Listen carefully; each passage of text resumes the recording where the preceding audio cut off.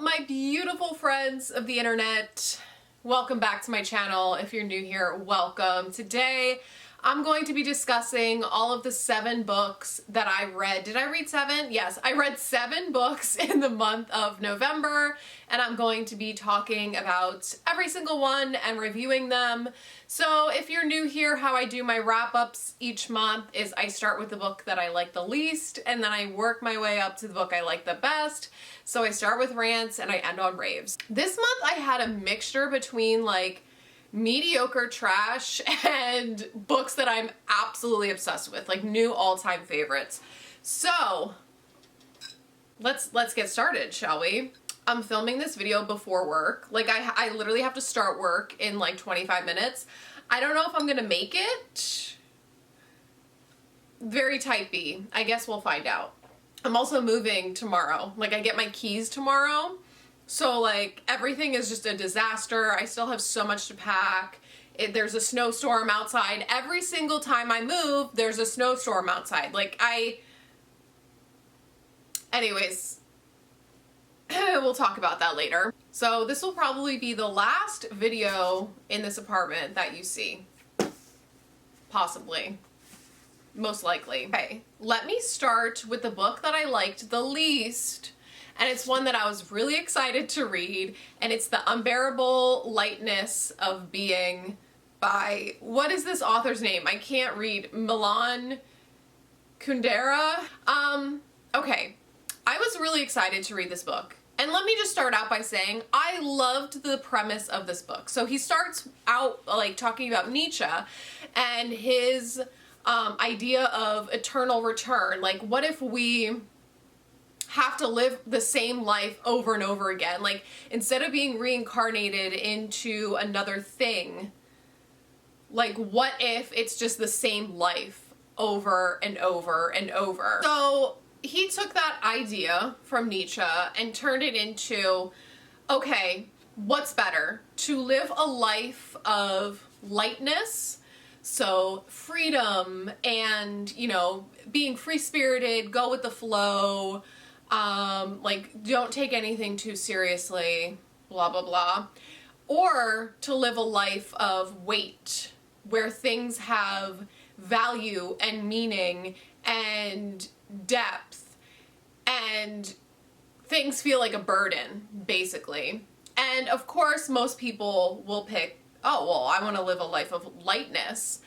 But it's not always that simple. There's no right or wrong answer. So he takes this idea of eternal return and he's like, what if we knew every time we died, we're like reincarnated into the same thing and we have to live the same life over and over and over and over again for all of eternity. So it's like, if we knew that, that would bring weight and heaviness to our lives.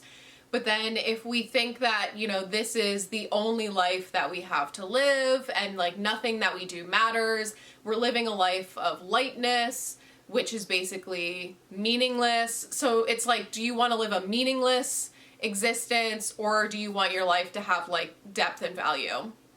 So I don't know if I got my point across. I don't know if this book got its point across to me, but that was the main takeaway that I had. And I loved that, okay? I love thinking like philosophical things and ideas and theories, but holy crap, this book was so cringe. I don't understand why this is so popular because first of all, like, we're exploring this philosophical idea through like these made up, like a made up fictionalized love story. Okay, so we're following this guy Tomas who is just a womanizer. He's like sleeping with everyone. Like he just wants to fuck everyone. Okay, that's the main point of this book. So he's living a life of lightness while his partner Teresa is living a life of weight because she, you know, is in love and things have depth and meaning and value to her. And then we're following his mistress and how she's trying to live a life of lightness. And then we're following her husband and the dog. The trans dog. I'm serious, guys. Can someone please explain why they had a girl dog They named it a boy's name, called it he throughout the book, and then was like, oh, he's giving birth. There was no explanation. I tried Googling it. No one knows. No one has any idea why the dog was trans. I'm trying to find the philosophical depth and meaning to it, and instead I just get a bunch of men like preaching about how they understood this book, and I'm like, did you really understand this book, or do you just want to sleep with a bunch of people? I am like, listen. This was cringe to me. There were all these scenes of like extremely graphic sex scenes that were written so terribly. It gave me the ick. Like, it just reminded me of like extreme horror smut. Ugh. Ugh. He literally described her anus as like a perfect orb at the end of her delicate digestive tract. Like, moving on. Coffin Moon by Keith Rawson. I also gave 2 stars. I don't think that this book was terrible. It just wasn't for me. So I don't have much to say about this one. So we're following this guy who's a veteran and he works at this bar, and one day this vampire comes into the bar, okay, and basically slaughters most of his family other than his adopted niece. And then it's just a tale of revenge. He's trying to get revenge on this man that he finds out is a vampire. And like, that's the book.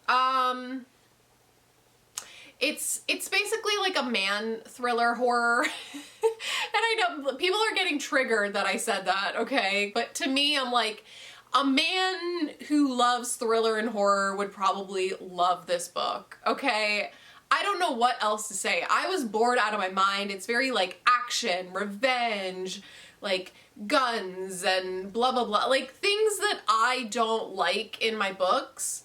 There's a lot of violence and things of that nature, and that's fine if you like those things. I just don't like those things. So I didn't really get much out of this one. I was very bored. I was ready for it to be over. I sold it on Pango. I really don't have anything else to say about this book. Like, if that sounds exciting to you, you would probably enjoy this book. So I'm not going to sit here and be like, don't read this book. I would recommend it for the right person, but that person is not me. Then my 3-star book was Immaculate Conception by Ling Ling Huang. I loved Natural Beauty by this author. I was really excited to read this one. I loved this book, the first like third of it. People were saying this is full of boring art talk, and like it is, but I really enjoyed the art talk in the beginning of this book. It was kind of the rest of it that I was a little bit bored by, if I'm being honest. So in this book, we are following these 2 best friends. So this girl goes to art school and befriends this other fellow student artist, and her friend is like super brilliant and her art becomes very popular and praised. And our main character is like a little bit jealous of that. And we're kind of following that friendship dynamic. And now fast forward to present day, there is this device that can allow someone to basically you can like hijack someone's brain. So they developed it so that way you can get inside of someone's brain and experience empathy better. Like, you can understand them and empathize with them better. So she, long story short, ends up going inside of her best friend's mind and kind of like hijacks her mind a little bit. And the story goes from there. The problem with this book is that the actual book doesn't really start until like more than 50% into the book. The pacing is so off. It is like dragging on and on and on and on and on and on and on. And then when we finally start getting to like the sci-fi component, it's the second half of the book, which is fine, but I still felt like it was dragging on and on and on and on and on. Like, we didn't really get to the main plot point until like 75-80% through the book, I want to say. Like, that's how freaking slow this book is. The pacing is so off. It's so off to the point where it's distracting, because you're like, what is going on? Like, why am I reading this book? I do think it was very like Black Mirror vibes, which I love Black Mirror. And so I enjoyed the overall like premise and what this book was trying to do. I enjoyed the commentary about art, about AI.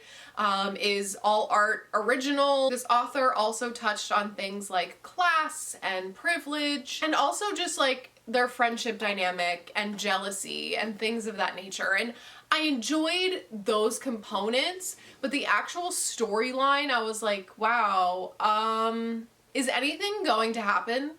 And it pretty much ends like exactly how we expected it to.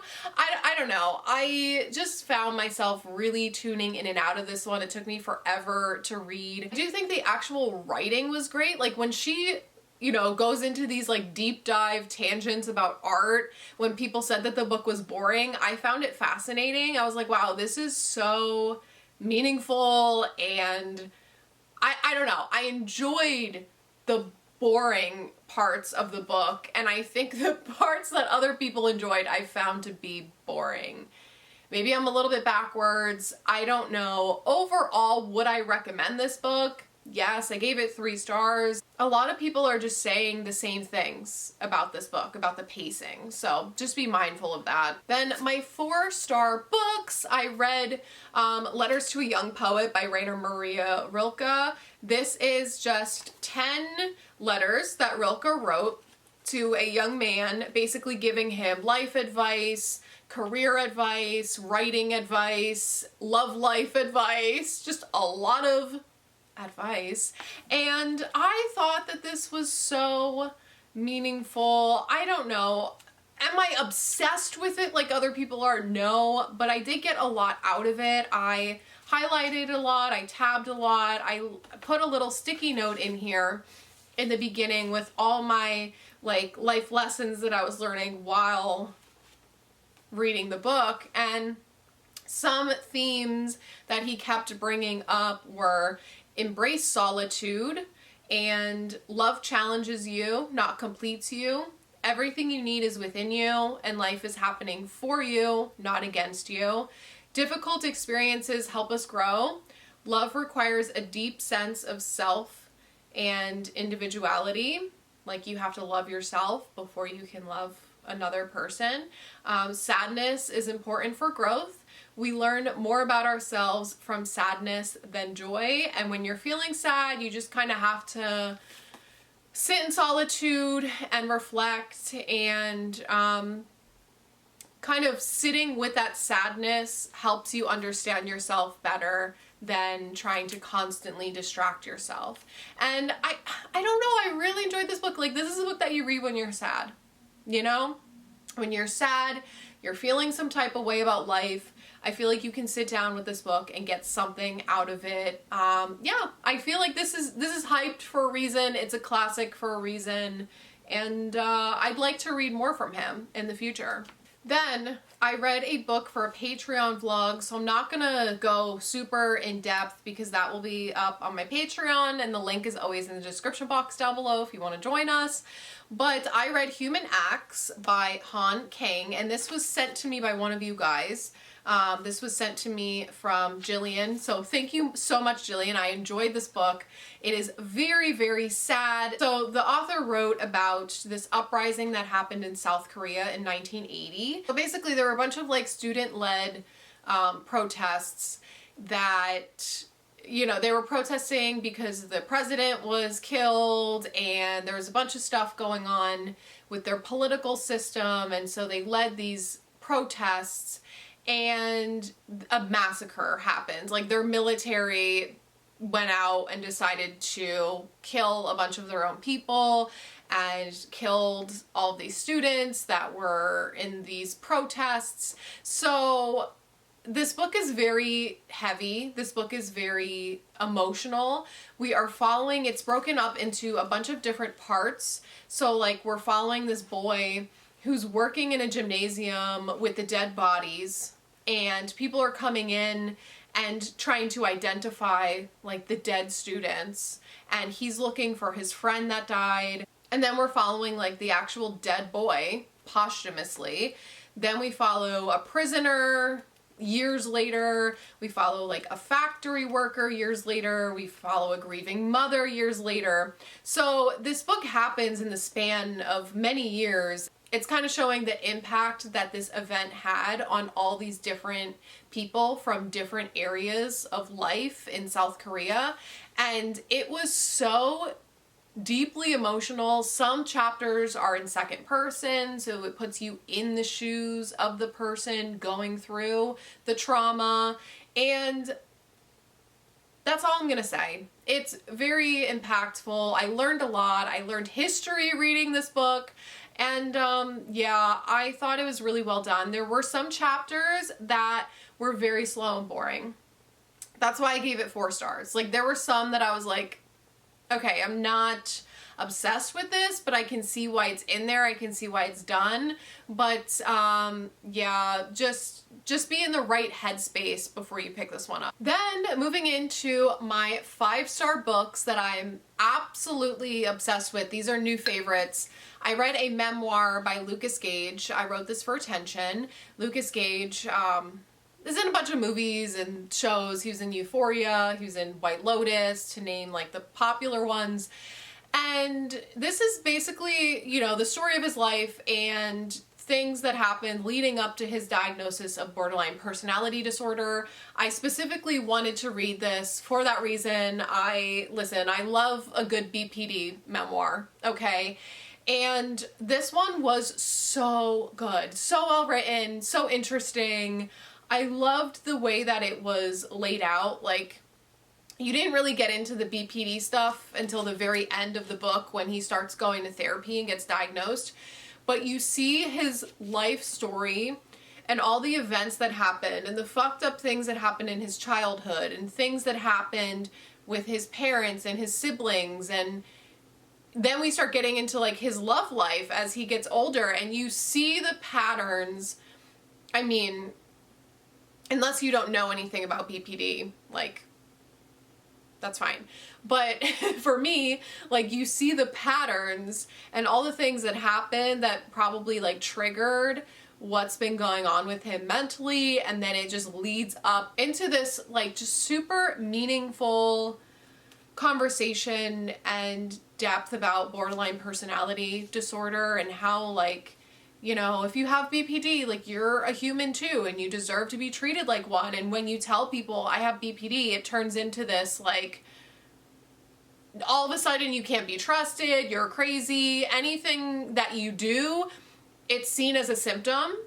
So it's like if you do something, people just view you as like a list of symptoms and problems rather than an actual human being. Like, there's so much stigma around it, and I really just appreciated him kind of putting that conversation in here. I thought this was a super emotional memoir. I absolutely adored this. It meant a lot to me, and it's one that like I could see myself rereading. I don't know, there was so much that I was tabbing because I found it extremely, extremely relatable. And yeah, I just appreciate when celebrities and people just get so vulnerable. I think that vulnerability component just means a lot more in the long run to, you know, average people like you or me. And yeah, I think a lot of people can get a lot of depth out of this one, especially if you have BPD. You gotta read this. You'll probably cry. I'm filming this video for attention. Last but not least, my favorite book that I read was The Picture of Doran Gray. I love this. I was not expecting to love this. I was actually expecting to hate this. I was like, I'm going to find this insufferable. I loved it. So Dorian Gray gets his picture, his portrait, painted by this artist, right? And the artist is like obsessed with him. He's low-key like, listen, they're low-key homosexuals, and we love that. But you know, during this time period in the 1800s, it was frowned upon, but this book is like low-key gay, and we love it. So he's like a little bit in love with Dorian. And everyone's like, oh my god, who's that man in the painting? Like, he's stunning, he's perfect, this is the perfect painting. And his friend Lord Henry is like, oh my gosh, who's Dorian Gray? Like, I need to meet him. Lord Henry's like super philosophical, he's kind of like the devil on your shoulder, so he starts, you know, talking to Dorian, and Dorian kind of like falls under his spell a little bit. And he sort of makes a deal with the devil where he wishes that he could stay young and beautiful forever, and he gets that wish, but now his portrait starts getting older and uglier as his soul starts getting more and more corrupt listening to Lord Henry's babblings. So, my phone's ringing, hold on. Okay, where was I? Like I said, I was not expecting to like this book. I was expecting it to be something that I wouldn't understand, but I ended up finding this super accessible. I think the philosophy in this book is brilliant. I think it was easy to follow along. It was easy to understand, and the story was so gripping. I don't know. I just needed to keep reading this. I read for hours and hours on end, and I was just highlighting and tabbing, and I just had fun with this book. I loved the quotes in this book. This is Oscar Wilde's only actual novel that he wrote, and the quotes were just fascinating. I think Oscar Wilde was so fabulous. I can't wait to read all of his other works, like his essays and writings and poems and things of that nature. I don't know. I think Oscar Wilde is fabulous, but I loved all the things that this book had to say. I just love the way that he's like trying to avoid his responsibilities and avoid aging, and he gets sucked into like depravity and bad influence. I thought the character exploration was brilliant, and the way that he crafted these three characters, it was so well done, so character driven. Most of the book is dialogue, honestly. And the way that he can accomplish that, a book of mostly dialogue, and it was full of so much depth, and there was so much going on, there were twists and turns. I loved this so much. The only thing I have to say is there were like 3 chapters that I can think of that were so tedious and boring. They could have been completely edited out of this book and we would have had the same novel, if not better, but I digress. Listen, is any book perfect other than Bret Easton Ellis? I don't know. It's hard to say, but I gave this one 5 stars because I'm absolutely obsessed. I haven't stopped thinking about it since I read it. Like, listen, I am Dorian Gray. A little bit. Low-key. Anyways, that was my wrap-up. If you made it this far, thanks so much for sticking with me. Leave a comment down below what your favorite book you read in the month of November was, and I will see you in my next video. Bye!